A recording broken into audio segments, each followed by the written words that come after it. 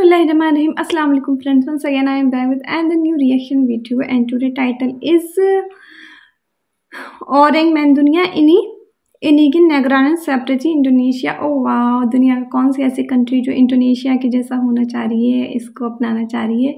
So okay, excited for this video. Before starting, don't forget to like, share, subscribe my channel. And I want to say I always love and respect all countries and we should love each other.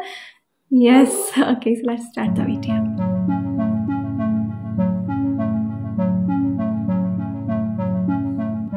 Siapa sangka orang Malaysia ini menginginkan negaranya seperti Indonesia.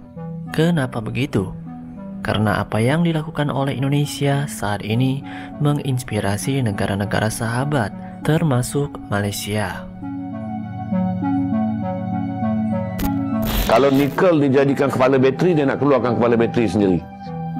Kalau bauksit dijadikan apa produk pun, Indonesia kata mereka akan mengeluarkan produk tersebut sebagai end produk. Berarti mereka korek daripada bumi mereka eksport adalah final produk. Sebab tu saya suka untuk saudara tengok kenyataan Bahlil, Menteri Sumber Bumi Indonesia mengenai perang. Saudara akan tengok bagaimana negara-negara yang memiliki sumber. Oleh kerana Indonesia ni dia ada 5 sumber galian yang dia akan tahan daripada dieksport. Dia tak benarkan dah ekspor. Sumber galian dia nikel, sumber galian dia adalah emas, sumber galian dia adalah bauksit, sumber galian dia adalah timah, dan sumber galian dia adalah tembaga. Dia tak benar lagi ekspor. Kerana Indonesia kini ingin menjadikan semua barangan yang ada dalam sumber bumi dia sebagai barangan hilirisasi. Berarti kalau nikel dijadikan kepala bateri, dia nak keluarkan kepala bateri sendiri. Kalau bauksit dijadikan apa produk pun, Indonesia kata mereka akan mengeluarkan produk tersebut sebagai end produk. Berarti mereka korek daripada bumi mereka eksport adalah final produk. Bagi negara-negara yang selama ini telah menggunakan produk tersebut untuk meraih untung, mereka beli hasil bumi daripada Indonesia dengan murah, mereka proses jadi end produk, mereka jual. Secara rutinnya tu, negara yang mengeluarkan produk hanya mendapat 20% daripada nilai barang. Negara yang memiliki teknologi memproses produk memiliki 80% keuntungan daripada produk ujung barang. Tapi Indonesia kata sebagai bangsa yang dah lama mereka, tahun 45, mereka tak mahu lagi menjadi negara yang seperti negara terjajah. Jika saudara ambil, saudara akan nampak bahawa kawalan negara-negara yang memiliki sumber komoditi akan menjadi lebih kuat. Kita sekarang ni berdoa dan kita harap, saya pun harap Malaysia menyokong perjuangan Indonesia untuk berperang dengan WTO, World Trade Organization. Indonesia sedang menghadapi saman. Satu daripada Australia dia dah kalah untuk nikel, tapi dia masuk pusingan rayuan di Mahkamah Timbang Tara World Trade Order. Dia disaman oleh Kanada dan sekarang dia disaman oleh Kesatuan Eropah kerana dia menghentikan ekspor 5 barangan yang diperlukan oleh dunia daripada sumber bumi Indonesia, yang kata Presiden Jokowi, kami tidak akan lagi menjadi bangsa yang dijajah oleh penjajah dengan menggunakan penjajahan ekonomi. Kerana kata Indonesia, mereka sedang memulakan langkah yang paling besar yang akan mengubah lagi satu trend dunia, di mana negara yang mengeluarkan produk hasil bumi tak boleh dipaksa dalam perjanjian untuk menjual produknya tanpa pilihan. Indonesia kata pilihan mereka sekarang, mereka nak hasilkan dalam negeri mereka. Kerana daripada mereka gali, mereka proses, mereka jadikan produk, mereka jual. Berarti mereka mendapat keuntungan 100%. Mereka hanya meraihkan pelabur je. Kalau pelabur tu tahu tentang teknologi memproses yang sekarang ni dibuat di negara-negara pengimport.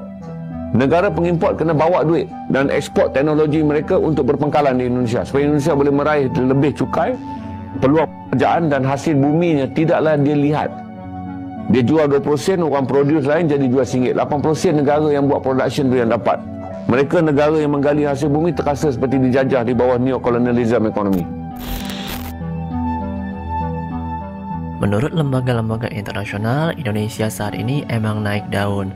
Bahkan negara-negara tetangga pun memuji program unggulan yang dilakukan oleh Indonesia, yaitu hilirisasi beserta prioritas produk lokal. Menurut pemerintah Indonesia, program hilirisasi sebagai salah satu kunci mendorong Indonesia naik level dari negara berkembang menjadi negara maju. Hilirisasi menjadi upaya untuk mencapai pendapatan per kapita di atas $10.000. Hilirisasi ini tidak hanya dimaknai kepada satu sektor. Banyak sektor yang bisa dihilirisasikan seperti nikel, bauksit, bahkan rumput laut pun. Apalagi dunia sekarang ini banyak berbicara tentang green energy dan green industry.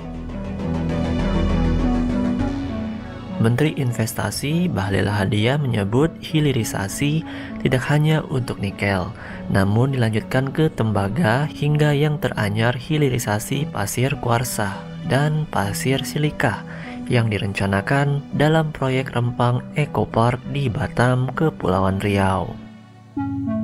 Untuk yang di Rempang, ia mengatakan pemerintah ingin membangun industri kaca beserta hilirisasi untuk solar panel, dan ini kedepannya untuk green energy karena semua dunia akan membutuhkan solar panel, ungkapnya.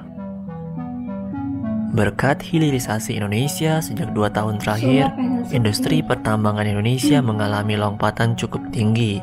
Hal ini berkat komitmen pemerintah yang serius untuk melanjutkan hilirisasi bahan tambang. Secara bertahap, pemerintah terus melakukan penghentian ekspor bahan tambang mentah, dimulai dari nikel, bauksit, timah, hingga alumina. Hilirisasi merupakan strategi pemerintah guna meningkatkan nilai tambah komoditas yang dimiliki suatu negara. Seperti pemerintah betul-betul meyakini bahwa hilirisasi akan menjadi lompatan besar peradaban negara.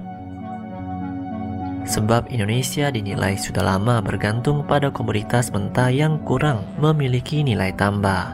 Dengan rencana hilirisasi pertambangan dan ekosistem kendaraan listrik, nikel Indonesia kini menjadi primadona dunia. Seperti diketahui, nikel menjadi bahan baku utama dalam pembuatan baterai kendaraan listrik.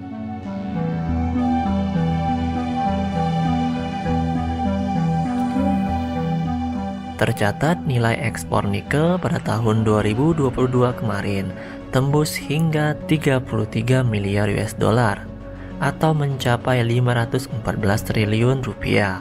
Realisasi itu naik signifikan dari tahun 2021 yang mencapai 20 miliar US dollar, bahkan dari tahun 2018 sampai 2019 yang hanya 3,3 miliar US dollar.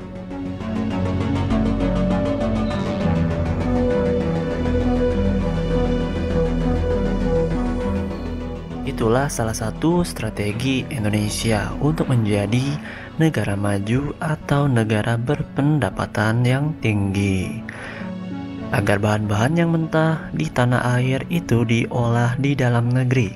Habis itu bisa dipasarkan dengan barang yang jadi atau setengah jadi. Maka dari itu, strategi Indonesia menjadi inspirasi dan keinginan Malaysia agar Malaysia bisa seperti Indonesia.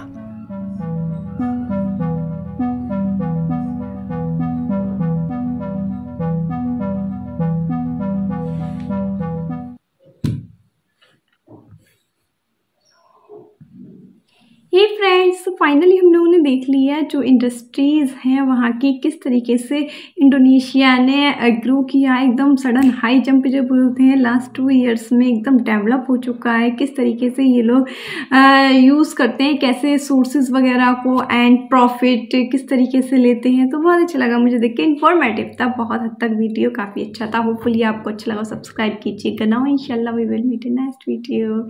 Till then, Allah Hafiz. Bye bye. Take care and thanks for watching.